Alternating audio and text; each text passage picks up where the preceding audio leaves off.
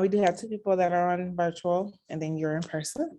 So I was stating to them that I want this to be like informal. I want you to ask questions as you don't hold them to the end. Just if you have a question, just jump in because I want to make it conversational because I don't want to just sit up here and be talking the whole time. I was telling them that I've been an agent for 3 years. I've only been in this office. This is the office that I started in. And I am on the ALC. I'm the diversity chair for the ALC for this office. And I've been on the ALC for the last 2 years. Okay. I don't know what is going on with me today.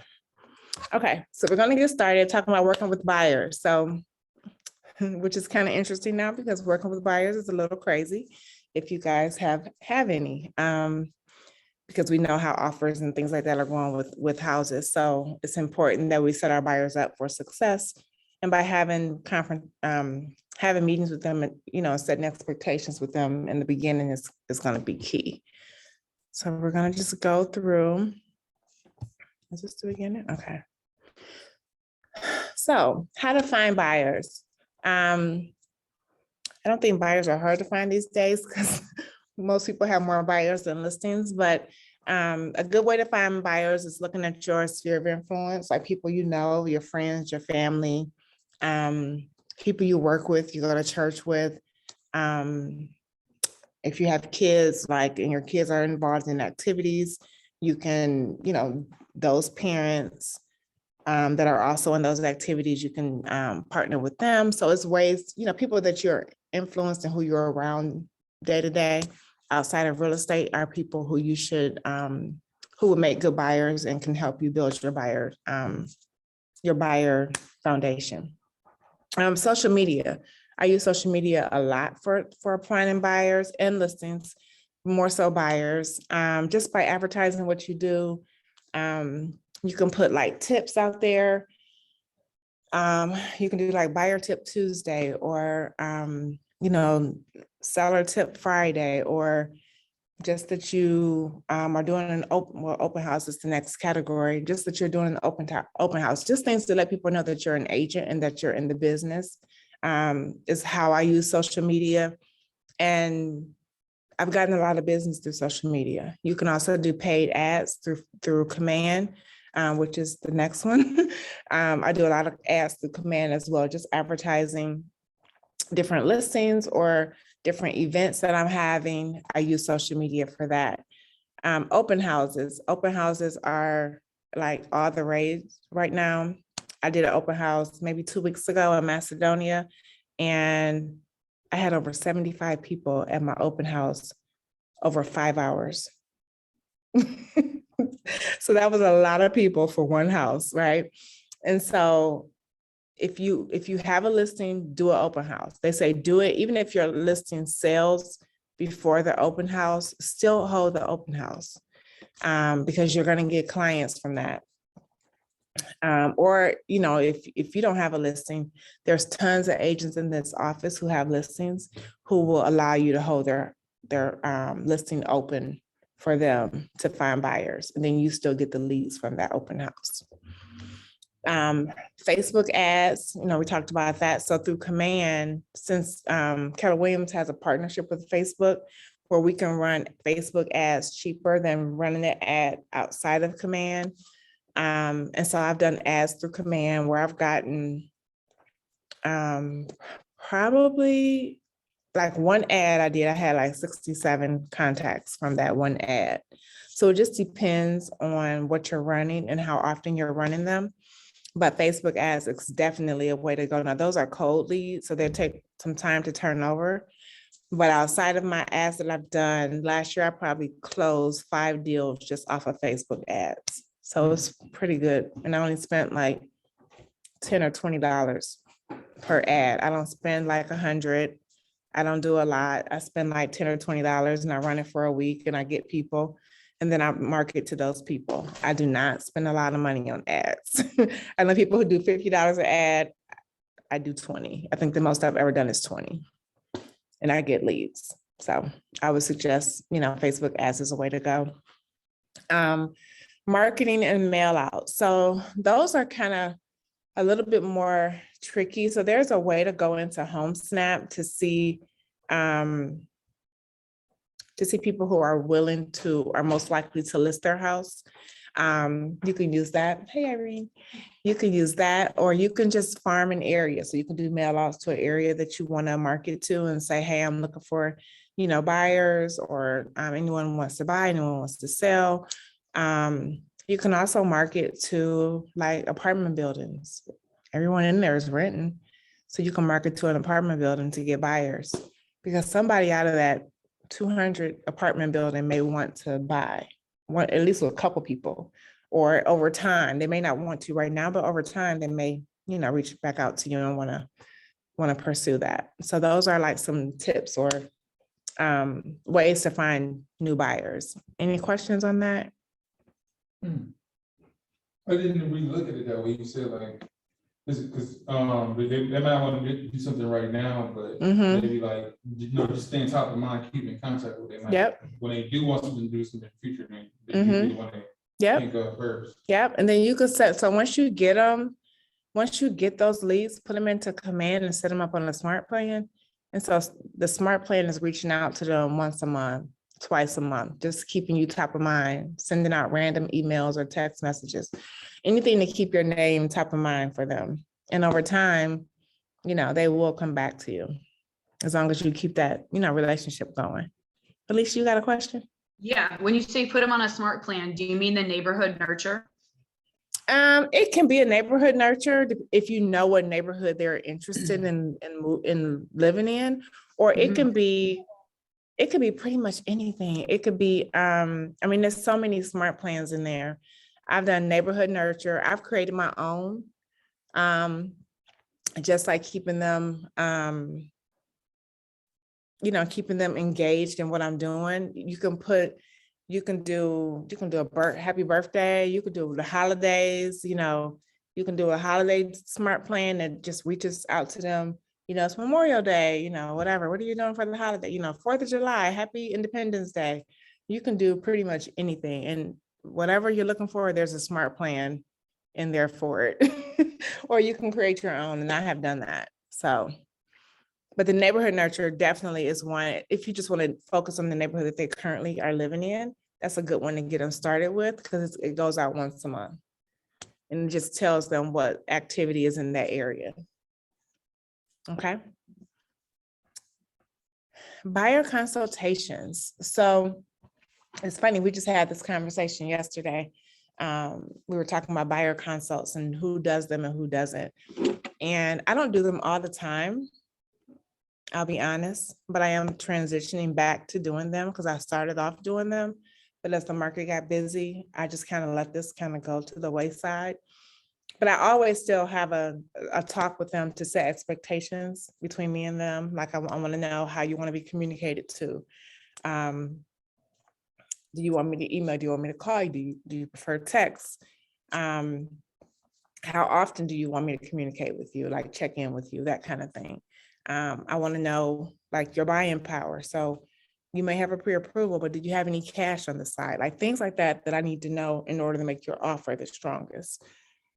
And also how serious you are as a buyer, because you can do a buyer consult and you can be a buyer and they can have their pre-approval, but they're not really motivated right now. So right now in this market, we need the motivated buyers, not buyers who like, yeah, I want to buy a house, but I'm not in any rush, because they're not in this market. You kind of have to be in a rush, because if you like a house, you got to go see it today, because by tonight it's going to be gone, if it's a decent house. So you want to talk to them and see what they're, to see how serious they are, to establish boundaries, as we talked about yesterday. So if you have office hours and you only will take calls up till 7:00 at night, then you need to say that in your consult, so that they know how to treat you as well. Because you don't want them calling you at 9:00 at night talking about, I want to see a house tomorrow.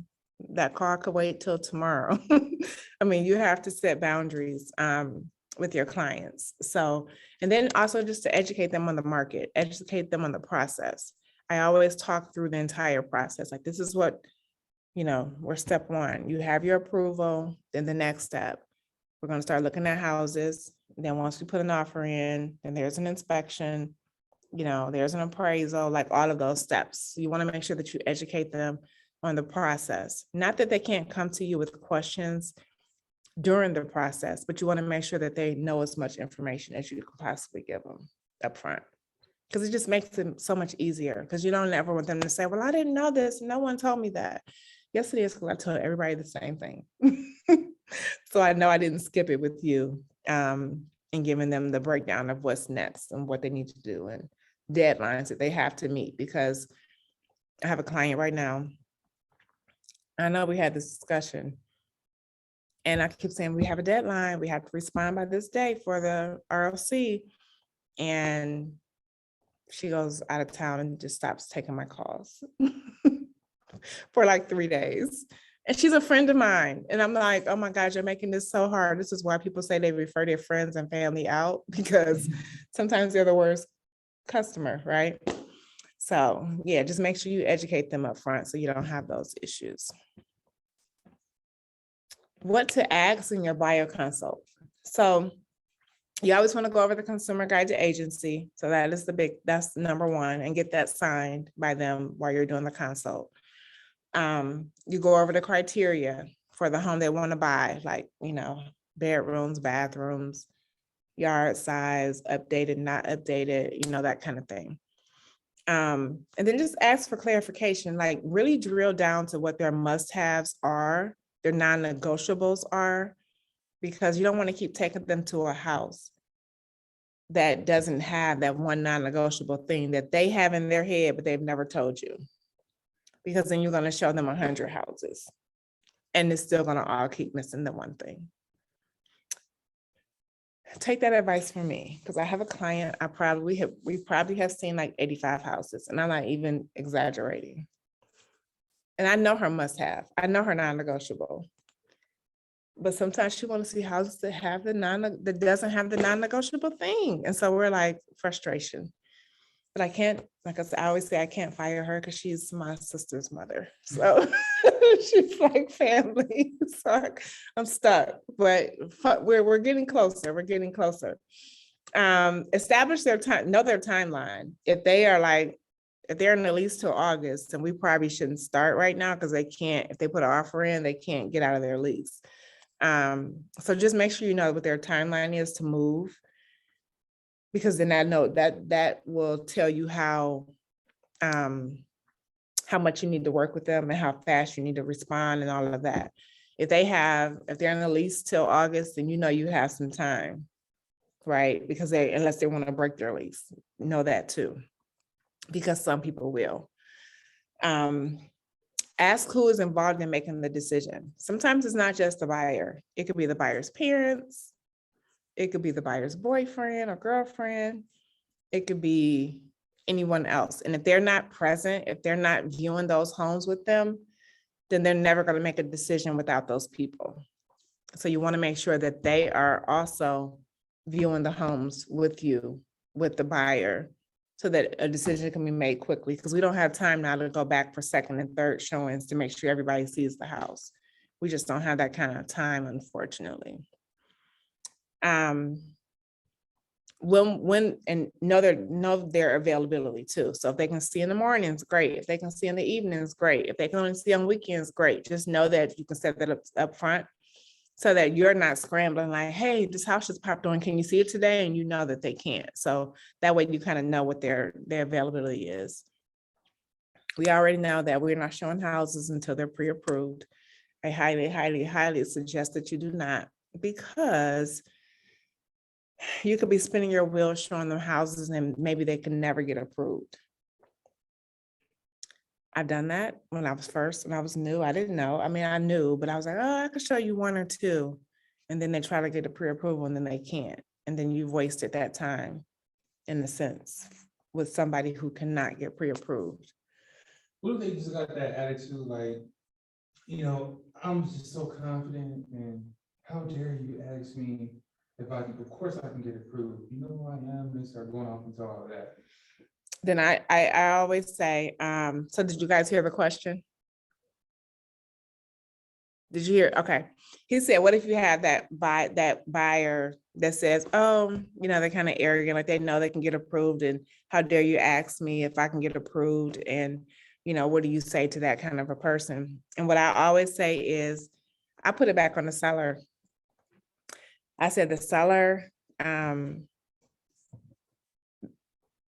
sometimes I say the seller requires pre-approvals up front to show their homes because of, and I blame it on COVID. Because of COVID, we can't just take people in and out of people's houses and potentially exposing them without knowing that they're a person who can actually purchase that house.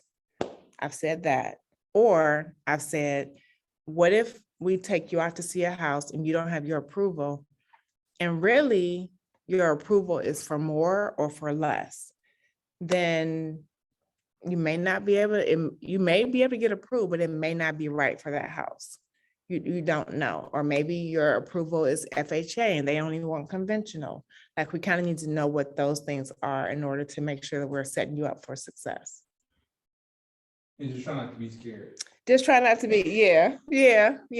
And you don't want to offend them, because maybe they can't get approved and they know their stuff, but you want to set that expectation, like, we're not allowed to show people without pre-approvals. And I put it back on the seller. Like, they want ready, willing, and able buyers to come through the door. Ready, willing, and able buyers have pre-approvals. And in order, if you love this house today, I can't put an offer in without a pre-approval. So then you have to wait for your pre-approval, which can take a couple of days. And by that time, this house will be gone. So I threw it on the market too. Yep. So doesn't mean they just not prepared. They're not prepared. And a lot of people are not, a lot of people are not. I just had one today and I told her, I said, we'll start looking at houses when you get your pre-approval. She's like, I'm on it. And her lender called me, was like, you'll have it soon. I was like, okay, good. Great. We can start looking. Once I know it's coming, then we're good to go, Talk to them about open houses. A lot of buyers, a lot of people in general just love going to open houses. So talk to your buyers about going to open houses. If they go to an open house, that's great. But when they go, tell them to I always say, let me know that you're going, so I can let the agent know that you're coming. Or when you go, let them know that you have an agent, because unfortunately, everyone does not honor the honor code of this person already has an agent representing them. And they may try to, quote unquote, like, steal your client. So you want to make sure that they're letting you know where they're going. And sometimes I attend with them. Most times I do, unless I'm busy with something else. I try to attend with my client to go through the open house. And then for sale by owner. So those are not off the table. It's just that if they find a for sale by owner, tell them to, give you the address, the information, and you contact the seller to see if they will be willing to sell to a client that has an agent, because some for sale by owners won't. It just really depends. It really depends on the owner.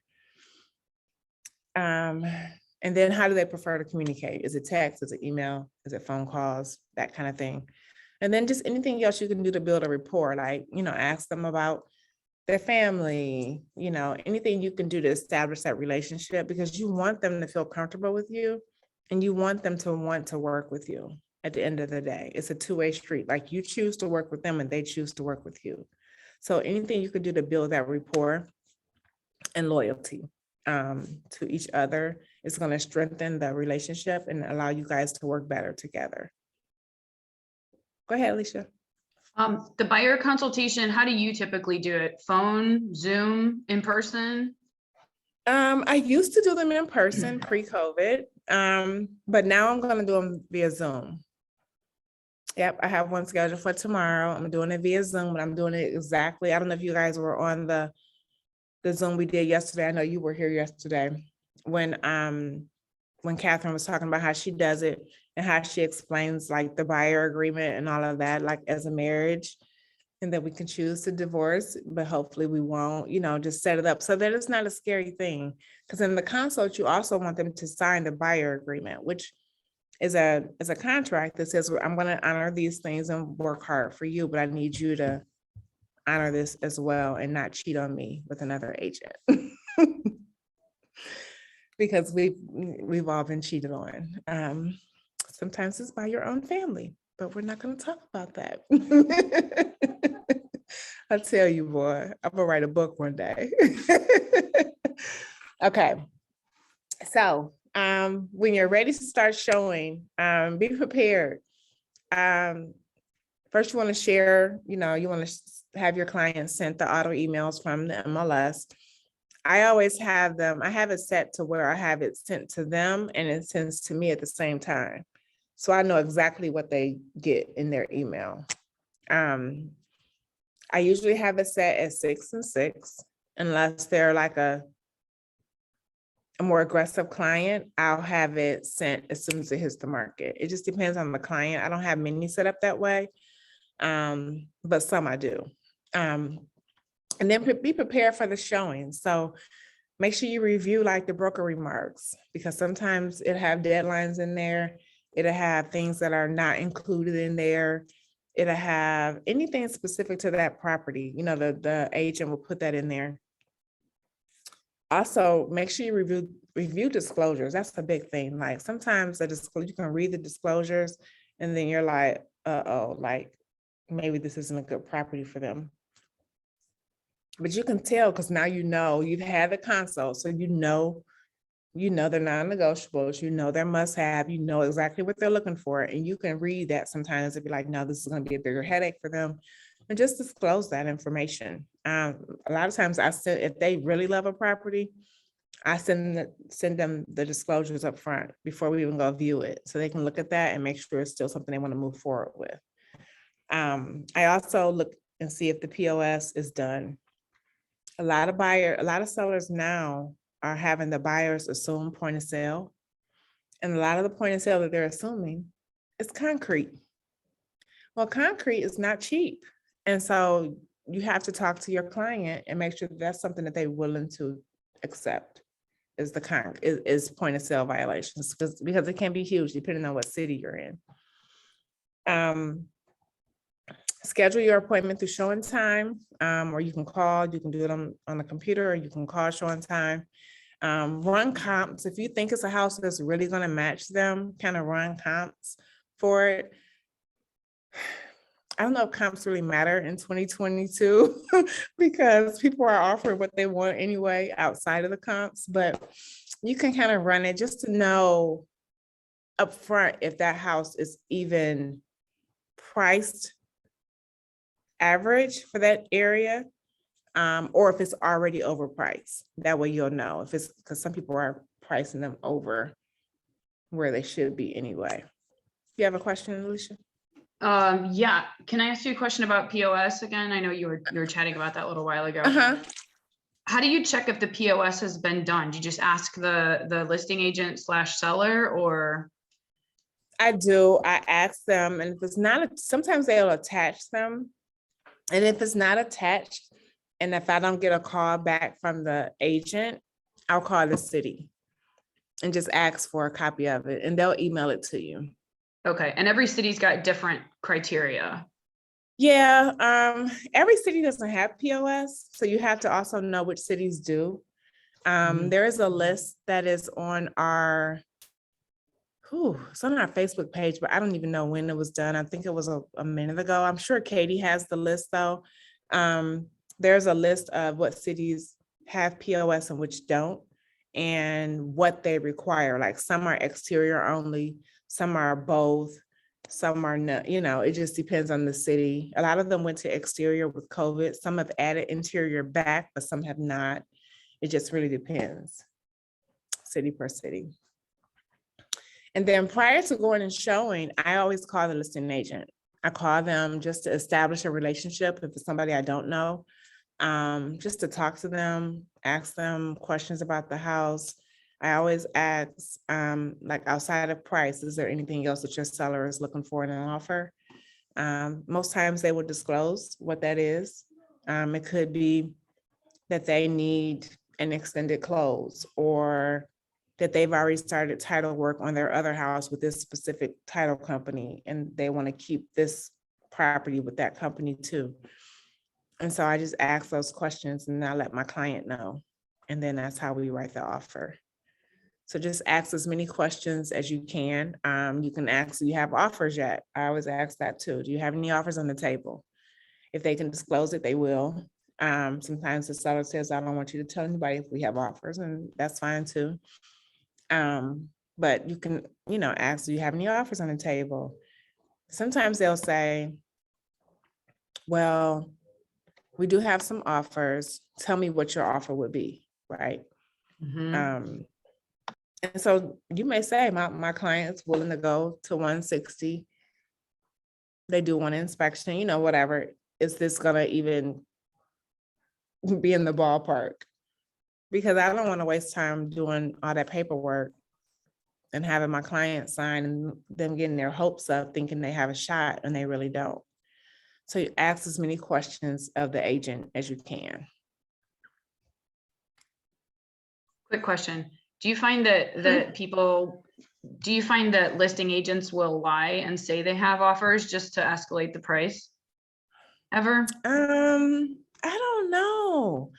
It's so hard to, It's hard to tell. it's hard to tell. I'm not saying, I probably have been lied to. I'm not gonna lie. But I don't know. I really don't.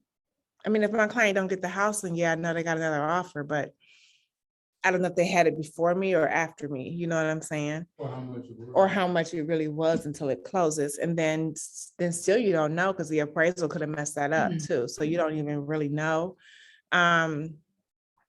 Yeah, so that's kind of tricky, but I'm sure agents do lie. Yeah, I was in a Sure. situation. I was in a situation last weekend where she told me she had 3 offers and she wasn't doing best and final till Monday. Then she let me know on Saturday night that they were accepting my offer. And I was like, I think you lied to me. Right. Well, congratulations on getting your offer accepted. That's good.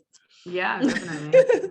But did my buyer get ripped off? I don't know. But you don't know, right? That's the gray area. You don't know. Like, you just don't, in this market, you just don't know. You can communicate to your buyer to go over asking, because they say there's multiples, but then you don't really know if there's multiples, because they don't have to tell you that. They don't have to show you any proof that there's multiples, So they only have to show you proof when you do an escalation sheet, an escalation clause. So, okay, so writing the offer. I always start my offer off in command. So I always start with creating the opportunity in command, because it's easier when you link them together, when you have to do your compliance, to pull back to compliance. But now I think they fixed it where you don't have to do it that way anymore. I think some way now you can link it the reverse way. I haven't tried that yet, but it's a good practice to start in command, because you can start your opportunity and start your dot loop from that opportunity. Then you do all your prepare your paperwork in dot loop. You have your client sign virtually, hopefully. I do have clients that I've had to print out all the paperwork and go get a wet signature, because they don't have email, or they just are older and can't navigate it. So, but hopefully they can sign virtually, submit the offer, and then I always call the listing agent to confirm receipt, or I call or text, depending on the time of day. If it's at night and I'm sending an offer, I just send a text message to let them know that they have it, and to confirm to me when they see it. Sending in dot loop, sending it via dot loop though will automatically give you that tag when they open it, so you'll know. You can go back and look at the activity log and see that they've opened your loop, your offer, so that they have it. But yeah, those are just 2 ways. And then I also send it. So I'll send my offer via dot loop, but I'll also send it via email too. And I just put a quick blurb of, a summary of the offer to make it easier, so they don't have to go through all the pages to figure out what's in it. I'll do it both ways to the seller. Once your offer is accepted, call your clients and congratulate them and discuss next steps. I also send them an email, like a congratulation email. These are your next steps. In the email, I put that the home inspection has to be done within however many days. I give them 3 inspectors. I recommend 3 inspectors for them to reach out to.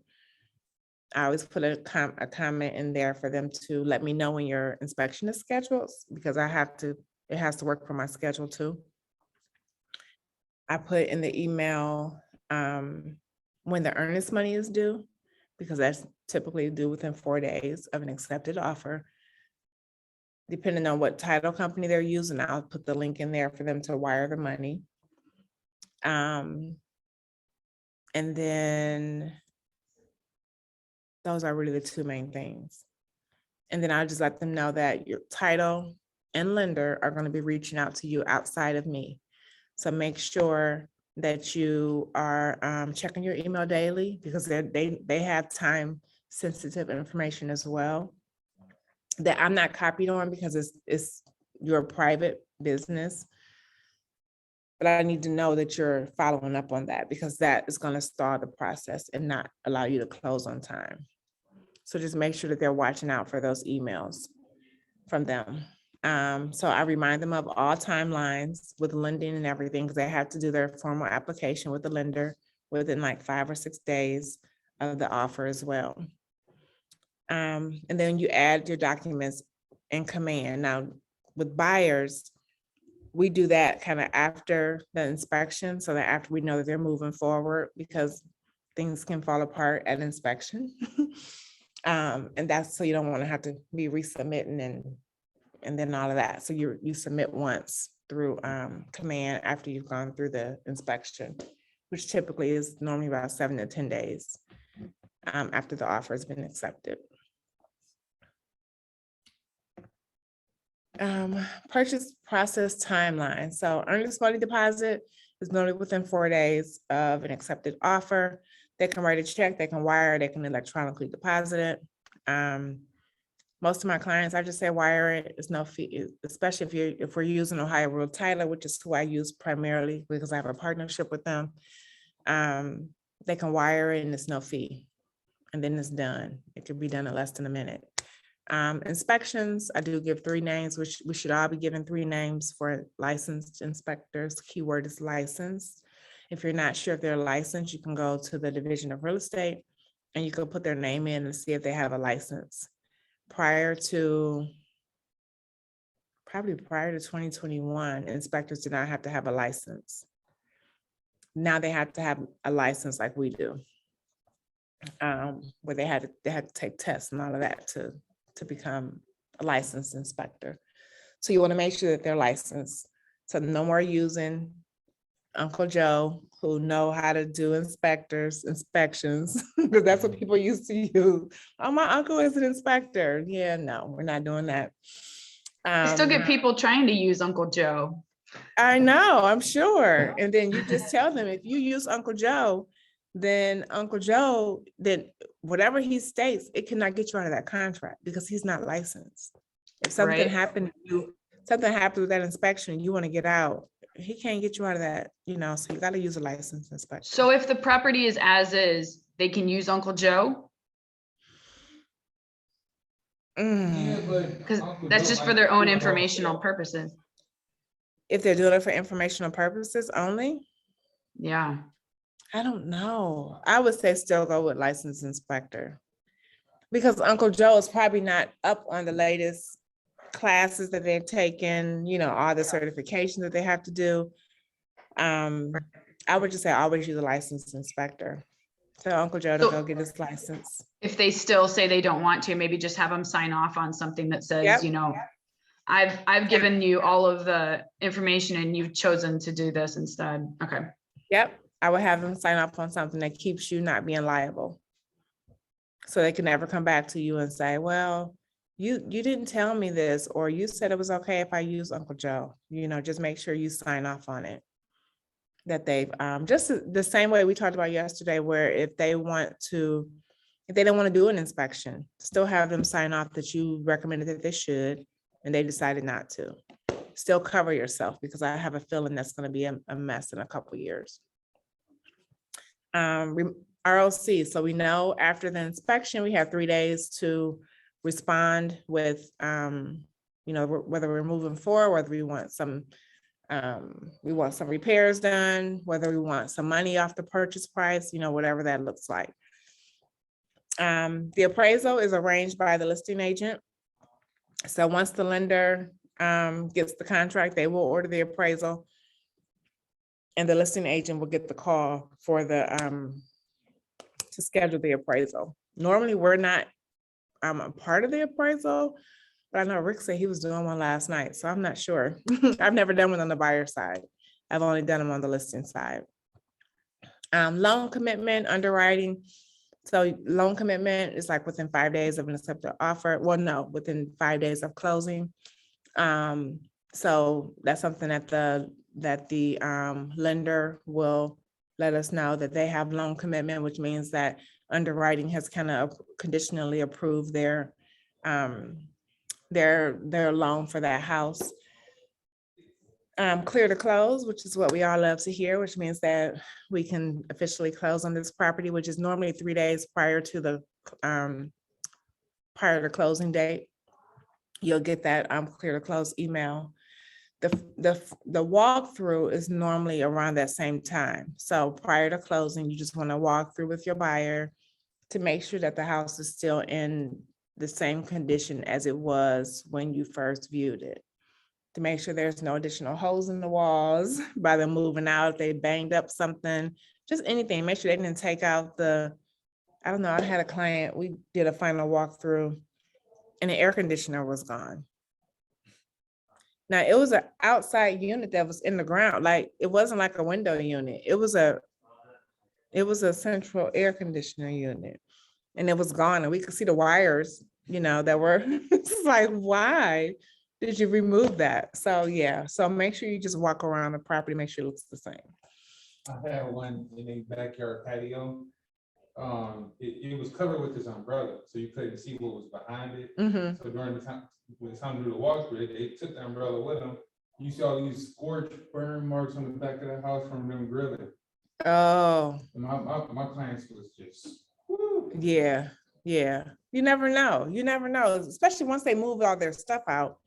The house looks different with nothing in it, right? So you get to see it without all their stuff, and you just want to make sure that it's still in the condition that it was when you went. Closing and keys. So we all know what that is. It's the best part of our job, is when we get to officially close and give out keys. And then title transfer and possession. So normally, it's usually around the same day as closing, or maybe the day after is the transfer. Depends on what time they close. So if they sign all documents in the morning, typically you'll close in early evening, around 4:00. If they don't sign till 4, you're not going to close to the next day. So it just depends on, and that's when they'll transfer title. So it just depends on that timeline. Just make sure that you're telling your clients to call all utilities prior to closing, so they can switch over utilities, because the seller is turning them off. The seller will turn them off. So just make sure you have that you're switching everything over, so that they're not walking into a dark and cold house, especially if it's the winter time. And when you supposed to do that, you said at time of closing or before? I always have them call once we get the clear to close. I usually have them call and schedule it for either the day of signing or the day after of signing.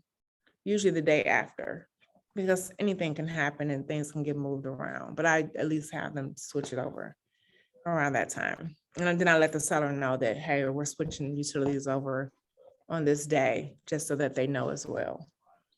Alicia, you got a question? Yeah. So if it's a cash deal, they don't do clear to close, right? That doesn't happen like that. You'll still get a clear to close. You'll still get, it's not the same like from a lender. but they'll still, you know what? Now you got me thinking, did I get a? Just the title company gonna tell you. It's just the title company that's gonna tell you you're ready to close. And that's when they have done their title search and, you know, they've done on their stuff. You'll still get, you may not get a clear to close like from a lender, but you'll get an email from the title saying that we're ready to close. I'm calling to schedule a buyer and seller to sign and all of that. Okay. Yeah. Cool. Yep. I love cash deals. You did like $1 million cash deal before, or something close to it? No, I want to. No. What, like, I look in the MLS and I see people doing that kind of stuff. I'm like, wow. I know. Yeah, like I want to. Like, Closing like 5 days. on Lord, hear $1 my prayer. $1 million cash deal. I would love it. I would love it. So inspections. Provide the buyer with days and times that work for you. I always block out my appointments or meetings that I already have scheduled. I include my appointments or stuff that you have with your kids and family too. So they don't need to know what those appointments are, just that you have an appointment, okay? Don't try to be the inspector or a contractor.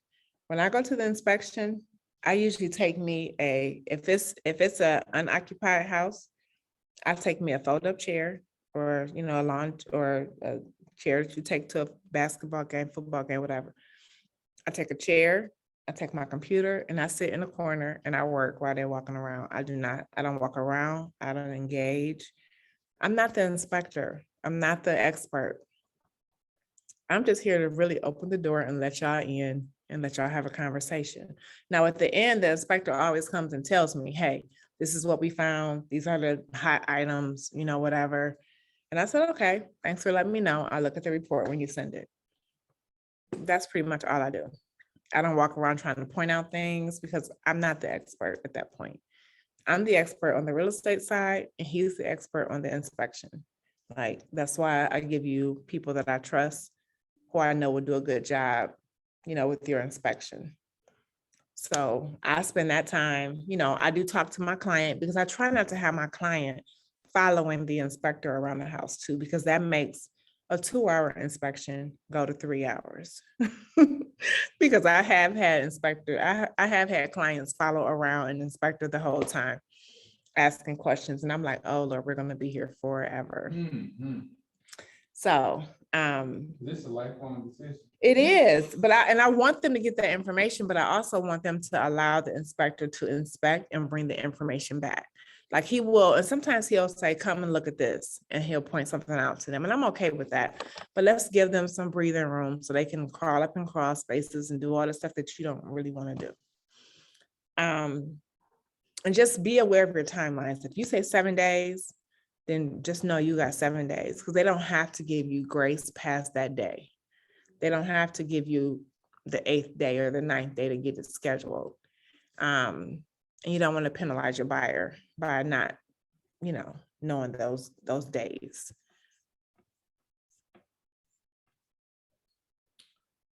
So this is a closing day flow chart. Now, I've never seen this before. It's a transaction chart. So pretty much it's like you're under contract, earnest money, and then loan application. So it goes like what to do. So from a loan application, you know, then the appraisal. If the appraisal comes in low, you have choices. So you can either terminate the agreement, buyer and seller can split the difference, the seller can reduce price, the buyer brings cash to closing, and then you can move on to contingency and clear closing and final walkthrough. Or if the appraisal comes in at value or above, then you move on to, you know, financing, contingency, and clear final walkthrough and clear to close. If there are after you complete your inspections, the buyer can either accept it as is, the buyer can request repairs or credit, or the buyer can request a release if it's just too much that they just don't want to deal with. They can request a release and terminate. Once you ask for things after the inspection, or with the inspection. Hi, Keisha. That's Keisha. Yeah. Once you open things from the inspection, or once you request things from the inspection, that opens up the contract. So that means that at that point, there is no contract, pretty much, because you're asking for something after the contract was initially ratified, right? So when you ask for some repairs, the seller can say, I'm not doing them. And then the contract is kind of like null and void, because they can refuse that and they can say, I'm going to sell it to somebody else. It kind of opens the contract back up. So that's why I always tell my clients, be careful what you're asking for. Like, make sure that these are things that are like true non-negotiable things, like truly like health and safety things. Don't ask for, and I'm gonna just tell y'all, I had a client, they asked for so much stuff. I was like, oh, this deal is not gonna go. Because it was in 2020. And they asked for some of the stuff, okay, was okay. But when they got down to like, we want the locks changed and we want stuff that didn't even matter, like for real, doorknobs, stuff that didn't even matter. I said, oh my God, they're gonna just be like, no. Personal stuff. Personal stuff, right. The seller agreed to it. I was so shocked. I was so shocked. I said, the Lord was looking over y'all, because I didn't think none of that was gonna go through. We asked for like a new hot water tank and they didn't really need one. It was like, and they said, yeah, to everything. And I was like, okay. But it could have went the other way. So I just say, be careful what you ask for. Like, make sure that it is really things that are like important. And know the market too, because if they had 10 other offers on that house and you asking for anything really, that's not anything really, they could decide to say, no, I'm gonna take one of these other offers who didn't want inspections, who did it, you just never know. Or you never know if they have a secondary offer too. I've won on a lot. My one client, we just got under contract a couple weeks ago due to a secondary offer on the house. And the first offer, they were arguing over inspection and couldn't come to terms. And it was pretty much because that inspector said that it needed a new roof. Well, our inspector went out and said, there's nothing wrong with your roof. So we went under contract. So just be careful, because it could be somebody waiting on you to slip and ask for something for that secondary offer to become primary. So that's always a thing too. That, the contract not open unless the like the counter isn't writing, right? Like if you just like verbally say all that stuff, can they still use that against you to? No, because because it's not, at that point, it's just a verbal. Well, I mean, things that we say verbally can be held too, but an RLC technically should be in writing.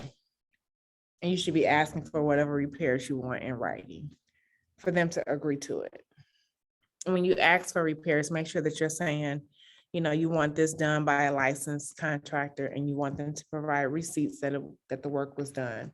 Because you want somebody to go back to it if you figure out that maybe there's a warranty or maybe they didn't do something right or whatever then your buyer needs somebody to go back to who did the work previous to hold them accountable. So you want to make sure you're doing that. Communication is kind of the biggest key once you're under contract for real. I mean, in this business anyway, but really once you're under contract, you want to stay in touch with your client throughout the entire process, like through every step of the process. Just kind of letting them know like, hey, we're here, because it's going to it's like a hurry up and wait thing. So in the beginning, you find a house, you're under contract, you have an inspection. And then for our job, we're kind of quiet for a little bit because there's nothing else for us to do in that after the inspection, really after the RLC. For a couple of weeks, we're kind of like not doing anything because it's more title work and lending work. But still keep in touch with them, like, hey, check in, like, not every day, but like, once a week or whatever. Hey, just wanted to check in on you. Have you been following up with the emails that they've been sending? I'm sure they have. I still call the lender. Some lenders will give you updates all the time. Some do not. I like those that do. Why am I getting a software update right now? Okay, maybe later. That was weird. I always, just check in with them. I call the lender, like, hey, is everything still on schedule? Any surprises? And that's when they usually let me know, like, hey, I sent them an email, they didn't respond, or there's a form they got to fill out that they didn't fill out, that kind of thing. Or they'll say, yeah, it's an underwriting, just waiting for it to come back, that kind of thing. It just helps you build a rapport from the lender too, unless it's a lender you work with all the time, which they probably would keep you updated. Always over explain. So we're the experts, like we went to school for this, they did not. And so sometimes you may say, oh yeah, the RLC, they're like, what is an RLC? So it's best to kind of, it's best to kind of over explain, because they don't really know what they don't really know the process and what they're doing. They're not the experts in this, right? We are. I always ask if they have any questions, because I'm sure they do. And a lot of people don't want to feel like they're bothering you. They're like, I don't want to keep asking you questions. I don't want to keep bothering you. No, that's what I'm here for. Please bother me. That is what I'm here for. And then, like I said, communicate with the lender and title weekly, just to make sure that everything is on track and that there's nothing that's needed. I will say with the cash deal, title don't update as normal. With cash buyers, you don't get I feel like with cash buyers, they just kind of like just go, like we just get to closing and it's not a lot of communication. So you may have to check in a little bit more with the cash buyer, because it's not a lot of, there's no appraisal, there's no, sometimes no inspection, depends on the client, but there's not a lot of work for you to do. It's not a lot of work for, it's more work for title, but just make sure that you're getting the updates. In my experience, cash buyers with title, I've gotten less interaction. And I'm questioning more, like, where are we? What's going on? That kind of thing. So clear to close, which is the 3 words that we love to hear. So like I said, you've been in contact with financing, so you know where they're at. Delays can still happen. So, just prep your client, make sure they don't have a moving truck coming on Tuesday, because it could get moved to Thursday. You just want to make sure that they're not like already scheduling stuff to be sent to the new house, all that kind of stuff happens. I already have my furniture being delivered, all of that. Like, you want to make sure that you're not doing that. Prepare for the close. So you want to, like I said, make sure they change the utilities over to them on that day or the day after from closing. And then you want to celebrate. You want to give them the keys. You want to give them a gift if that's what you do. I always like to take pictures outside the house and post them if they allow me to. I just had a client the other day. She's like, don't post my picture. I was like, oh. So she's like, I'll post it when I'm ready. I said, okay, in due time. But yeah, so, however you celebrate with them, make sure you celebrate, because it's a big dang on deal. And so closing, what to know. So utility transfer reminders, we talked about that. Closing gift, we talked about that. You also may want to do a closed social media post. Sometimes I just take a picture of the house itself and do a closed post, or with them in the picture. It just depends on who it is. This is where you can do some more marketing. You can do sold postcards and send them out to like 100 houses around that house. That's the rule. I'm not gonna say it's a rule, but they say you should market to 100 homes around your listing. If you have a listing, 100 doors around your listing is where you should market. So the same would be true for a buyer, if you're at the buyer side. And then ask for a review. Now, Rondell just said on our Facebook page that he's been asking for a review at the buyer consult stage And then also at the end of the transaction. So it's like 2 referrals for, for 2 different interactions. Wow. Yeah. Because they're excited at the beginning, right? Mhm. When you having your buyer come, they're like, yeah, I'm a new buyer. I'm ready. I got my pre-approval. Let's go. They're happy. Get a review. I never thought about that until he said that. So yes, get a review then, and then get a review at the end. And then ask for a referral. If they're happy with you and they, had a wonderful process, then ask for a referral. I asked them, who do they know that wants to buy this year or sell their house, or anybody want to invest and buy investment property, like anything, like while they're excited and they're just getting keys and all of that. I don't want to say capitalize on that, but it kind of is a capitalize on that, that excitement, and get that from them. Making sure my son didn't call me.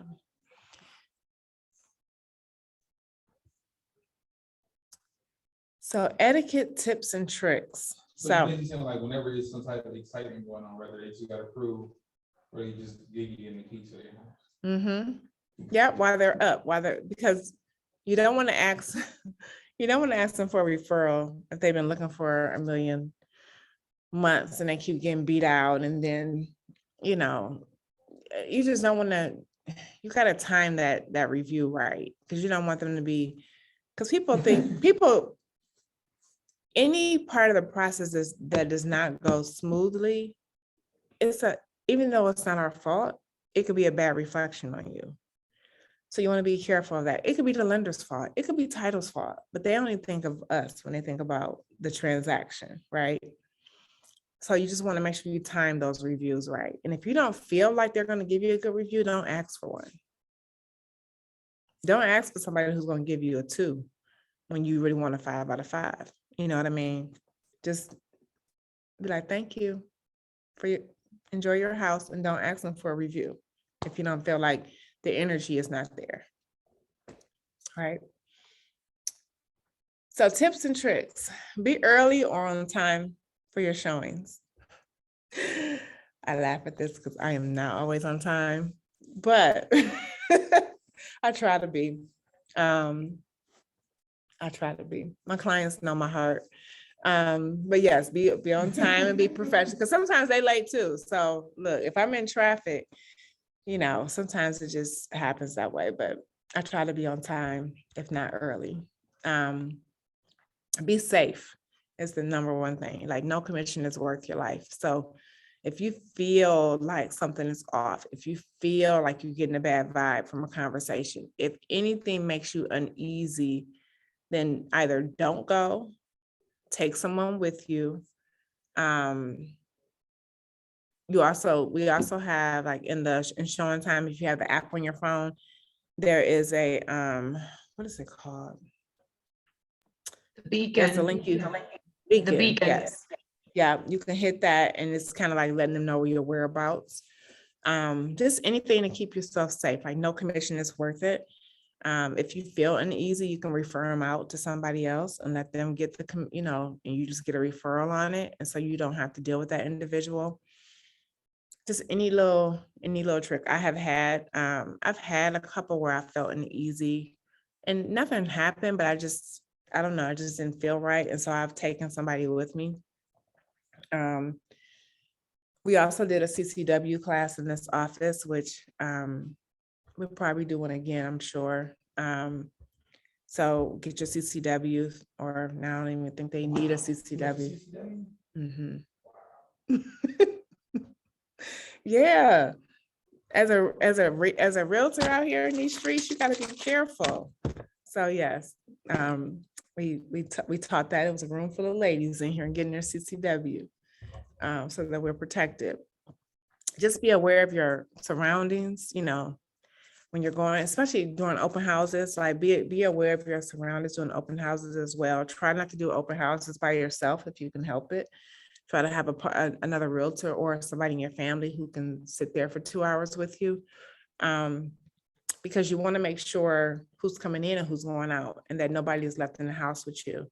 That's why I always keep one door open, one door unlocked. I keep the other doors locked. Like, You come in and you go out the same way you come in. So I know I can keep track of who's in the house, but I never do. That is not my son. I never do an open house by myself. I always try to do it with somebody else. I mean, I have done by myself, but I try not to.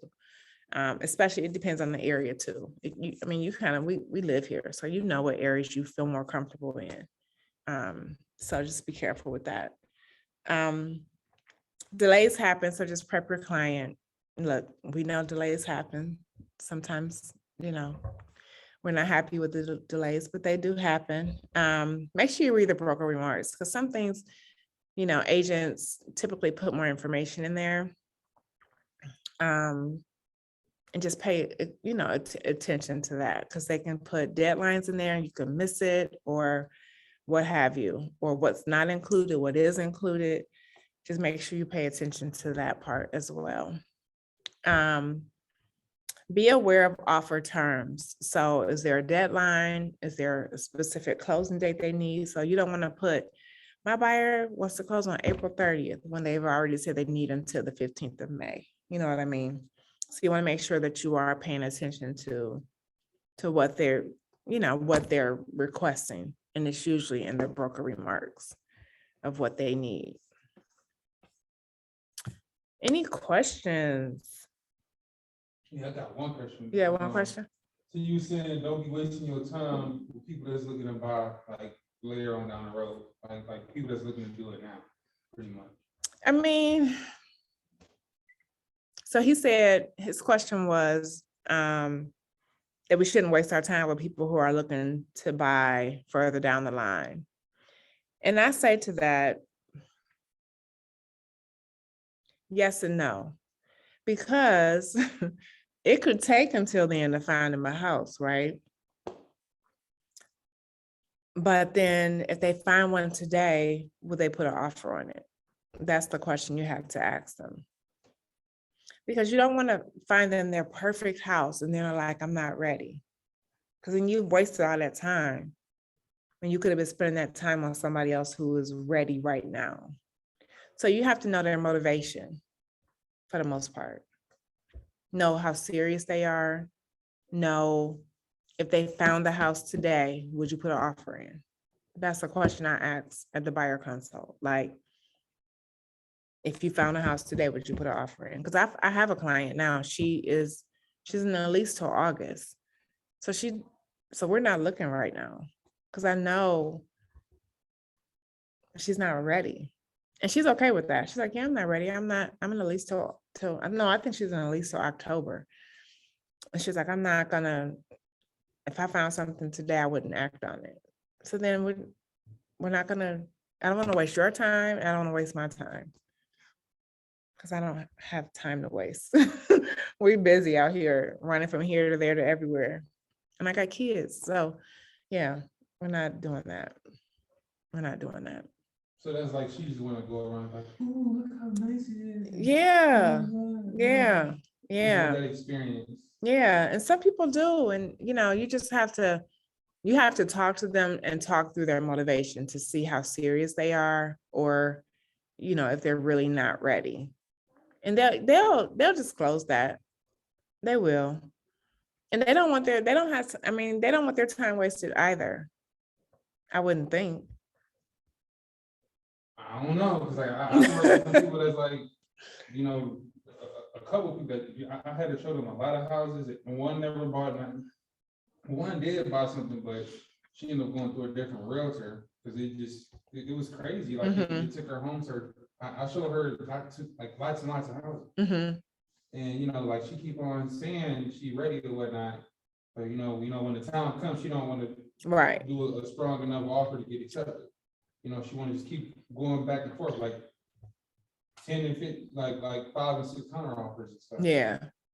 And that's why in the buyer consult that you have up front, you said that expectation, like in this market, this is what it's going to take to find a house, to get an offer accepted. Like, gone are the days where you can put an offer in and the seller comes to you and say, hey, I like your offer. Can you do this? Can you do that? There's no negotiation. We got one shot at this. So you got to put your best foot forward. in that buyer consult, in that offer. Yeah, because they get turned off. The Yeah. sellers will get turned off by your client. Yeah, you don't want to insult them either, you know? You definitely don't want to do that. Let me see. Oh, Alicia said she need to get going. Arjun, you have any questions?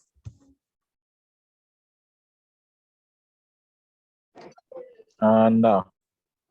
No? Okay. Okay, I just want to make sure I covered everything for you. I know that there will be another buyer class taught next month. So I think these are going to be once a month.